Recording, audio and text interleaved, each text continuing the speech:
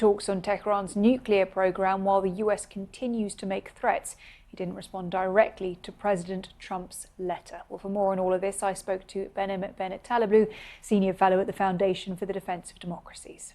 So Donald Trump says that he sent this letter essentially saying that he would like to see the negotiation of a nuclear weapons deal, despite the fact that people will remember the first term he pulled the United States out of that deal. So what do you make of all of this?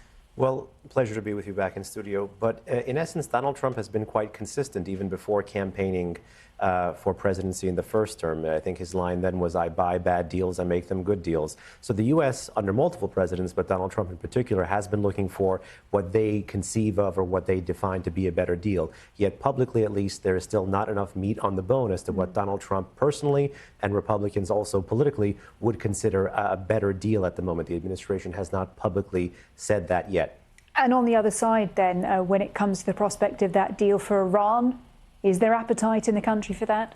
You know, I think it's highly unlikely that that which is necessary, who knows that which the president or Republicans may offer, but that which is necessary based on how technically advanced the regime's atomic infrastructure is on the ground, coupled with the nuclear know-how that they've actually gained over the past few years, that what the Islamic Republic can meaningfully offer in a short-term negotiation would actually solve the problem. Therefore, I think we're looking at a whole series of other pretty rough options here.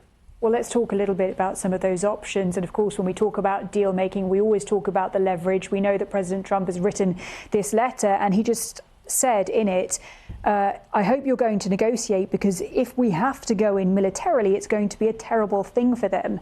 If they don't agree, what could be on the table?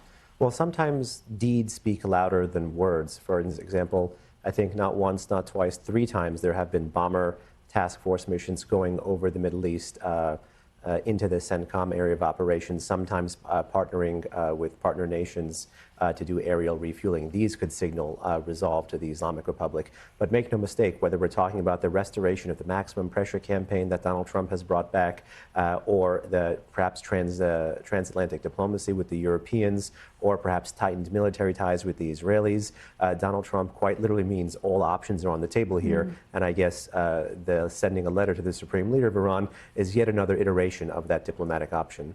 Let's talk about another player in all of this. Reportedly, there could be the prospect of Russia as a potential mediator. I just think, and I want to ask you, how realistic do you think that is, of course, when it's also reported to support proxy forces in the region? So what would the incentive, I suppose, be for them?